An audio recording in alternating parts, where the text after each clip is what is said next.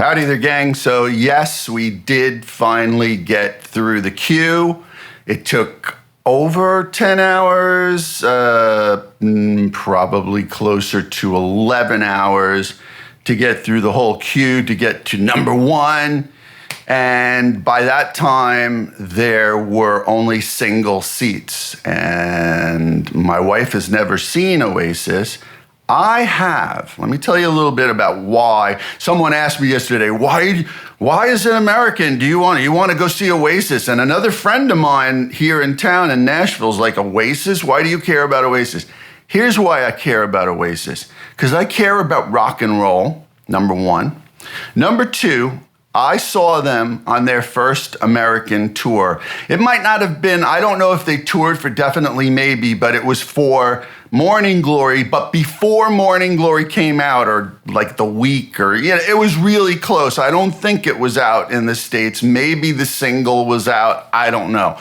But very few people that I knew in New York, where I lived at the time, knew about Oasis. But my friends and I in the music business, all of my musician friends, we knew. And we were excited because we knew that they were rock and roll. And Liam is one, I know he's an idiot. I get that, okay? It's rock and roll. Who cares if he's an idiot? Who cares if the other one's an idiot either? It's rock and roll. It's not supposed to be good, right? So Liam, in my opinion, is one of the 5 best frontmen in rock and roll. And that may be ever, right? Like the dude just gets up there, puts his hands behind his back and sings in tune. Right? Like he's not even a singer really, but he's singing in tune. He's got an amazing sounding voice that work perfectly for his brother's songs. It's just incredible. You can't take your eyes off him. He's perfect for that band. He's a perfect rock and roll frontman. Yeah, he's an idiot. That's perfect too. All right. Now, speaking of his brother, Noel writes excellent songs. Are they like Lennon and McCartney songs? No, but they're excellent, thrilling songs, which is another part of the band I want everybody to think about.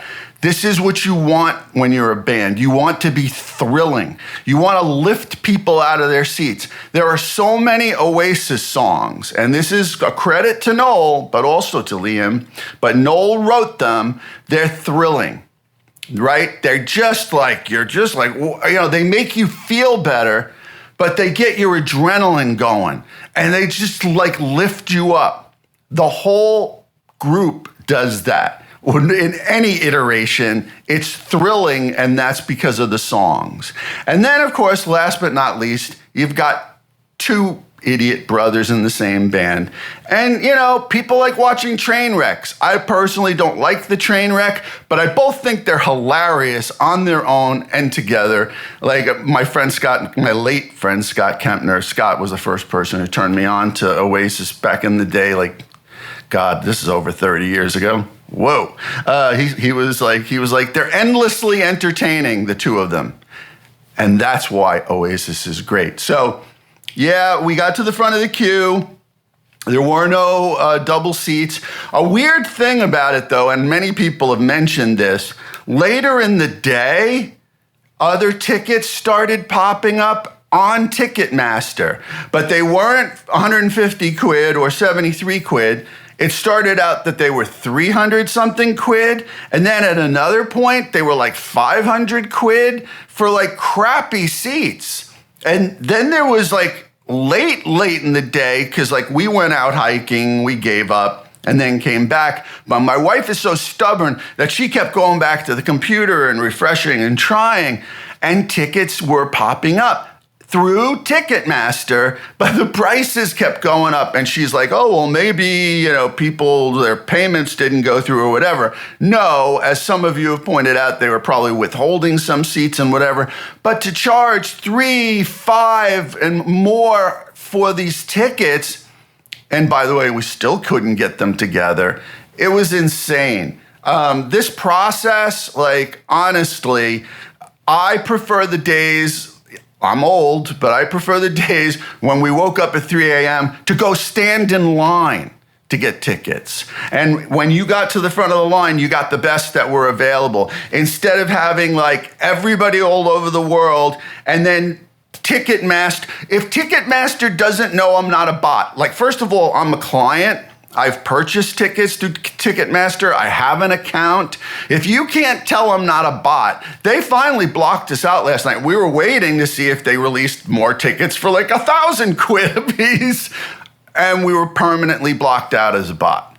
On one computer, just one, we're bots now. So we couldn't even get through. So we won't be able to get tickets until maybe they announce more dates. Maybe, if they do. We'll see what happens then. But this process is complete and utter nonsense. There's got to be a better way to do this. I'm happy for the people who got the pre-sale numbers because that was probably a lot more manageable than this.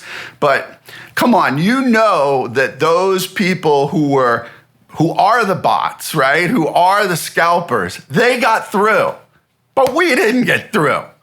I just want to see Oasis. By the way, when I saw them, what was it, 33 years ago, 30 something years ago, they were amazing. Now, they didn't play their best show. Some of you are going to be jealous about this. It was at a 1,000-seat theater in New York City. Yeah, because nobody knew who they were. Nobody knew, nobody cared. And I think it sold out, but it was 1,000 seats. And my guitar player and I, the only seats we could get were up in the balcony, which were the best seats in the house, frankly, because the stage was so close. Like you're just overlooking them, overlooking the mayhem. They were great. They were great. I don't think it was their best show. Part of the problem might have been that the venue was so small. I mean, it's hard to contain Oasis, at least in a 1,000-seater. But they were really great. They were on. I just don't think it was their best show. Like maybe they had just landed in New York that day or the day before. There's a lot of trouble to get up to in New York. I can attest to that. I wrote a song about it, and it was good. Like we both looked at each other, because we're musicians, so we know the difference. And we both looked at each other and we're like, yeah, that was really, really good. But we have seen them better since. But it was still cool as hell to see them like so close in a 1,000-seat. It's a little theater. It was around the corner from Madison Square Garden. 1,000 people. It was amazing. And then within 6 months, forget it. Like it was stadiums and whatnot. So I just wanted to see him again. I didn't care if I had to go to a stadium. I actually didn't care what I had to pay. I really didn't. Like, my wife originally said, like, well, what do you think it costs to buy a box? I'm like, a box? I'm like it's like 10 grand for a box. She's like, maybe we'll do that. And then quickly that went out the window. But slowly but surely she came around to realize that, we don't need to do that. We just need to get like decent seats. And I guess we were willing to pay 500 or 600 quid, maybe even 1,000. But that's where she drew the line. When the prices started getting above that, she was like, okay, we're done. We're just going to wait to see and hope if there's more shows.